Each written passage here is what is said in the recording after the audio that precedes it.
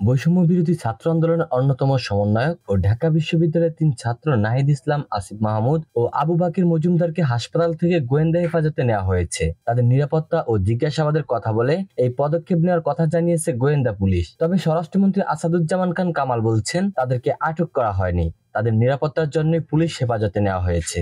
শুক্রবার 26 জুলাই রাজধানীর ধানমন্ডির গণস্বাস্থ্য নগর হাসপাতাল থেকে আইন শৃঙ্খলা বাহিনীর পরিচয়ে তাদেরকে নিয়ে আসা হলো। কয়েক ঘন্টা কোনো বাহিনীর পক্ষ থেকে বিষয়টি নিশ্চিত করা হয়নি। পরে রাতে ঢাকা মহানগর গোয়েন্দা পুলিশের অতিরিক্ত কমিশনার হারুনুর রশিদ সাংবাদিকদের বলেন, নিরাপত্তার স্বার্থে ও জিজ্ঞাসাবাদের জন্য তাদের হেফাজতে নিয়েছে ডিবি। রাতে তাদের ডিবি কার্যালয়ে রাখা হয়েছে। শুক্রবার 26 জুলাই মধ্যরাতে বিষয়টি নিয়ে ধানমন্ডিতে নিজ বাসায় সংবাদ সম্মেলন করে স্বরাষ্ট্রমন্ত্রী বলেন, আমার জানা মতে তারা নিজেরাই তাদেরকে ইনসিকিউর মনে করছে। তারা মনে করছিল তাদেরকে যারা বুদ্ধি পরামর্শ দিচ্ছে তাদেরকে কেউ কেউ থ্রেট করছে।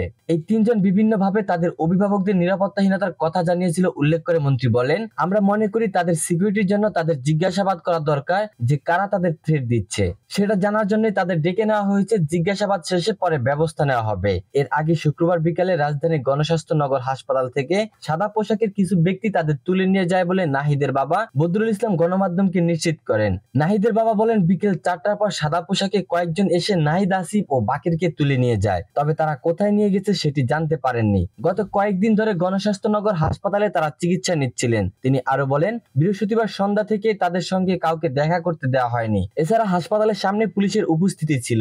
এর আগে নাহিদ ইসলাম ও আসিফ মাহমুদকে তুলে নিয়ে নির্যাতন করার অভিযোগ করছিলেন এই দুই সমন্বয়ক।